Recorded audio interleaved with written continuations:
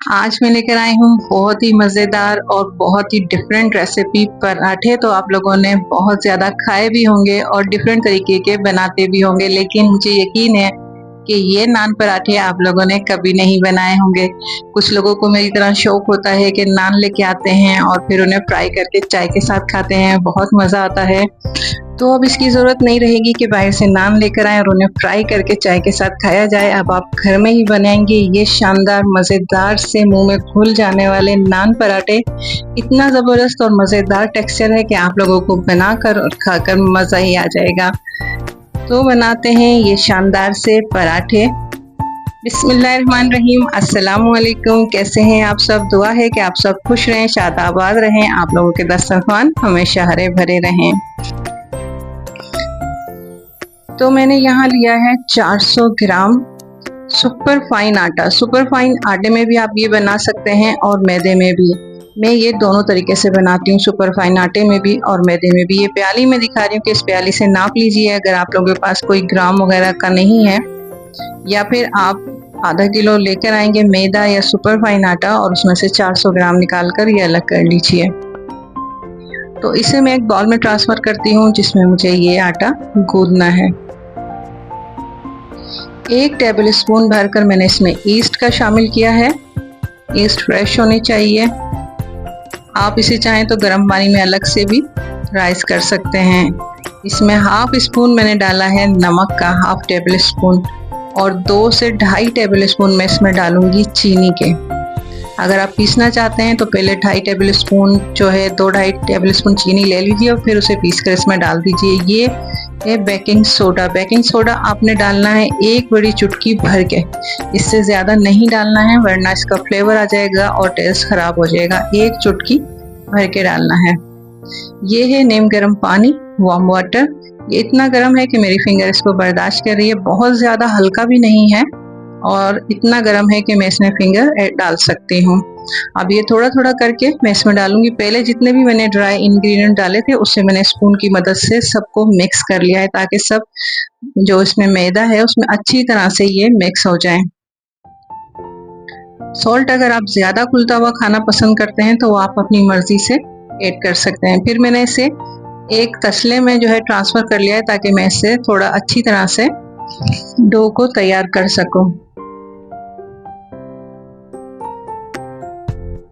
अब ये डो जो है अच्छी तरह से तैयार हो गई है, स्मूथ हो गई है।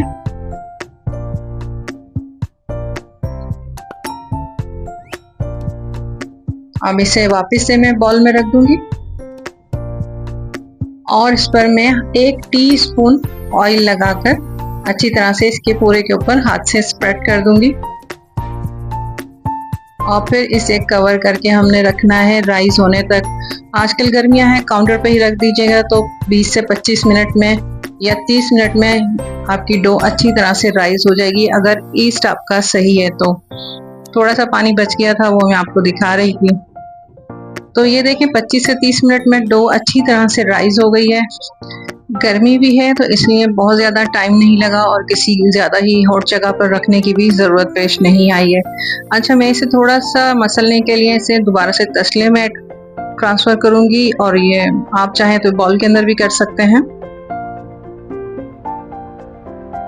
यहाँ मैं हल्का सा ऑयल हाथ पे लगाऊंगी और थोड़ा सा इसे इस तरह से मुझे मसल के तैयार करना है, बहुत ज़्यादा नहीं करना। अगर आपको बहुत ज़्यादा स्मूथ और बहुत ज़्यादा फ्लफी चाहिए तो आप उसे कीजिए, मुझे बस जितना टेक्सचर चाहिए उसी हिसाब से मैंने इसको स्मूथ किया है।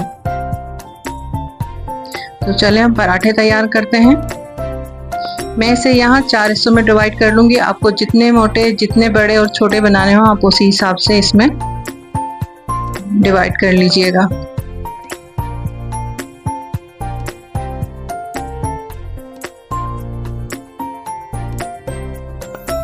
अब मैं इसके पेड़े बना लूंगी। हम इसे पेड़े कहते हैं, आप लोग इसे क्या कहते हैं, बॉल कहते हैं या क्या? हमारी ज़बान में, हमारी लैंग्वेज में इसे पेड़े कहा जाता है।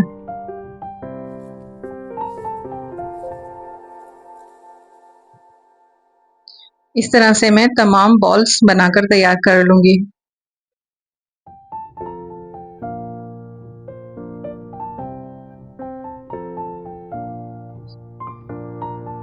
अब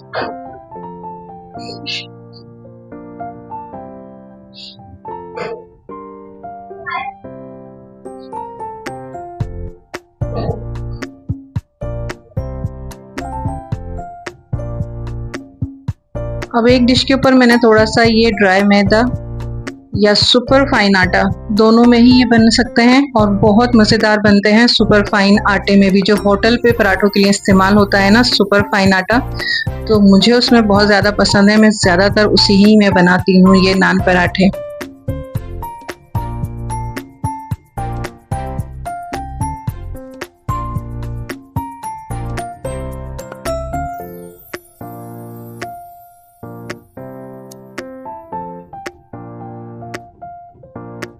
तो यहाँ मैंने इस पर ये ड्राई मैदा लगाया है।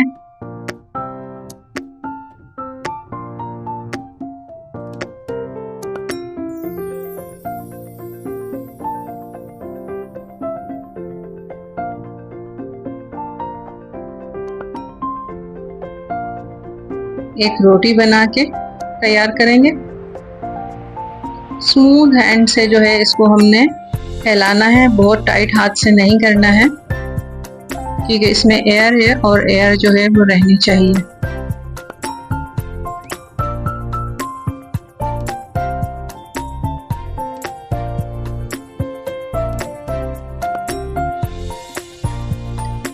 अब मैं यहाँ दिखाऊंगी आपको कि मैं इसे किस तरह से बनाती हूँ। मैंने ये एक पिज्ज़ा कटर लिया है और इससे मैं कट करूँगी। आप नाइफ लें, नाइफ से भी कट कर सकते हैं। जिस तरह से आपको इजी हो कटिंग करना, आप इस तरह से कटिंग करेंगे। इसे काफ़ी तरीक़ों से आप बना सकते हैं, लेकिन सबसे बेस्ट मुझे इसमें जो मैंने बनाए हैं अब तक इसके तरीक़ेकार, उसमें मुझे सबसे बेस्ट यही लगता है। अब हम इस पे घी लगा देंगे 1 टीस्पून या हाफ टी स्पून।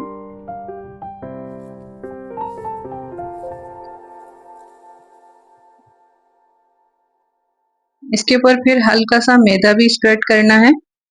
वो दिखाया नहीं, देखें किस तरह से इसको उठाना है। इस तरह से उठाएंगे और जो नीचे रह जाएगी उसके ऊपर इसे हम इस तरह से रखते जाएंगे। फिर इस तरह से उठाएंगे लेयर्स को और पीछे रह जाने वाली लेयर्स के ऊपर रख देंगे। इस तरह से इसे बनाते जाएंगे।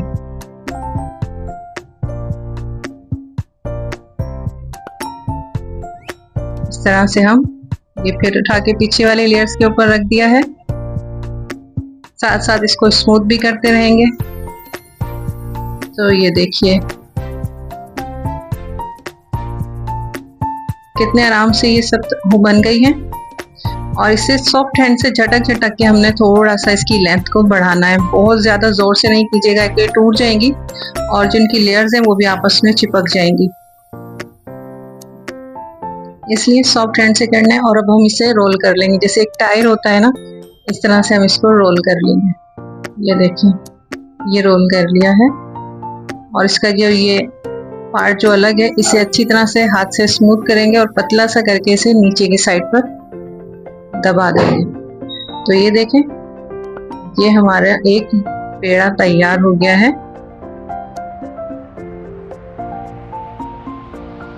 एक और देख लें, ये एक और डिफरेंट तरीके से बता रही हूँ मैं। जो आपको इजी लगे आप उस तरह से बनाइएगा। ये मैं इस तरह से बनाऊंगी जैसे हम वो बनाते थे ना, या सबने ही बनाया है, चीनी का पराठा। तो जिस तरह से हम उसको बनाते थे, ये बिल्कुल मैं इस तरह से आपको बनाना बताऊंगी। बड़ा इजी सा तरीकाकार है ये। काफ़ी सारे तरीकेकार हैं पराठा बनाने के, तो आपको जो अच्छा लगता है, जो समझ में आता है, आप उस तरह से बना लीजिए। ये सिर्फ मैं इसलिए बता रही हूँ कि शायद कुछ लोगों को जो बिगनर्स होना है वो मुश्किल लगे, तो वो इस तरह से कर लें।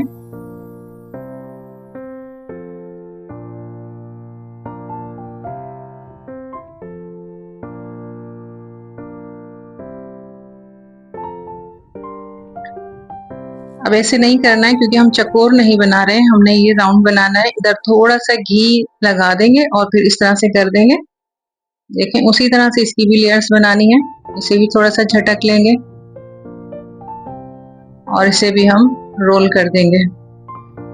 और एक तरीकेकार वो होता है जिस तरह से आप लोगों ने सबने ही अपने स्कूल में या बचपन में जो एक पंखा बनाते थे पेपर का हवा के लिए, उसकी जो उसको फोल्ड करते थे उस तरह से भी बनाते हैं, वो भी बहुत अच्छी तरह और बहुत मज़ेदार और बहुत अच्छा वो पराठे का लेयर्स बनती हैं।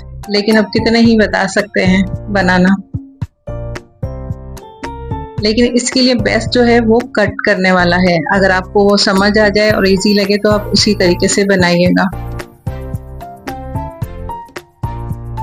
अब मैं यहाँ हल्के हल्के हाथ से मैंने इसको फैला लिया है, सूखा आटा लगा के, मैदा लगा के। तो देखें इसकी थिकनेस मैंने आपको दिखाई है कि ये इतना थिक हो, बहुत सॉफ्ट हैंड से, चारों तरफ से इक्वल होना चाहिए। किनारों को इसके बहुत ज्यादा नहीं दबाइएगा, फिर क्या होगा वो पतले पतले से हो जाएंगे और फिर वो नान की तरह से नहीं लगेंगे। तो एक तरफ मैंने तवा गर्म होने के लिए रख दिया था, तवा मेरा ये गर्म हो गया है। मैं इस पर अभी ये नान डाल दूंगी तैयार होने के लिए। जब तक ये नान एक तरफ से तैयार होगा तब तक मैं दूसरा नान तैयार कर लूंगी। और यहाँ फ्लेम बहुत ज्यादा हाई नहीं रखना है, मीडियम ही रखना है, ताकि ये अच्छी तरह से अंदर तक से पककर तैयार हो जाए। तो ये दूसरा है नान जो मैंने बनाया था, ये दूसरा तैयार कर लेते हैं।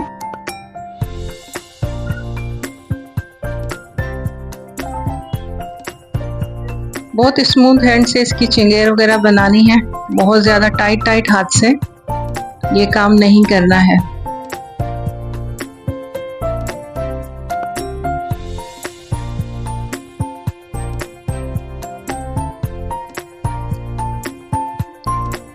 तो चलें अपने नान को देखते हैं। ये एक तरफ से हो गया है, तो इसे मैंने फोल्ड कर दिया है। देखें कितना अच्छा मजेदार सा ये लग रहा है।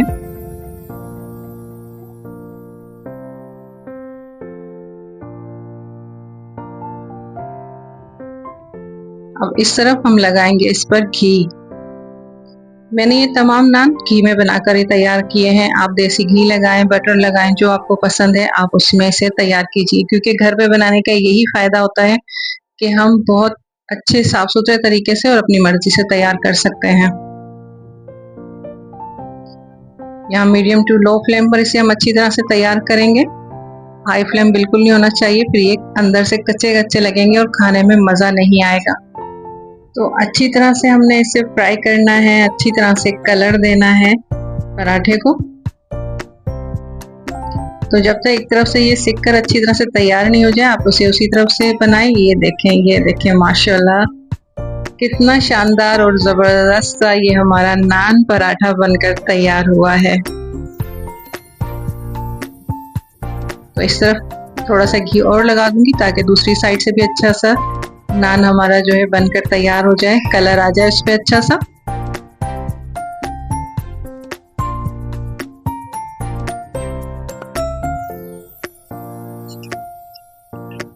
तो ये नान हमारा सिककर तैयार हो गया है। मैं इसे आपको दूसरी तरफ से भी दिखाती हूँ कि कितना शानदार और मजेदार सा हमारा नान बनके तैयार हुआ है। तो देखिए माशाल्लाह से दूसरी तरफ से भी खूबसूरत सा कलर आ गया है। फ्लेम का आपने बहुत ख्याल रखना है, तेज फ्लेम पर नहीं करना है, वरना मैं बार बार आपसे कह रही हूँ कि ये फिर अंदर से कच्चा कच्चा सा फील होगा। मीडियम टू लो फ्लेम पे करना है, सुकून से करना है, अंदर तक से ये अच्छी तरह से पक के ज़बरदस्त तैयार हो जाए।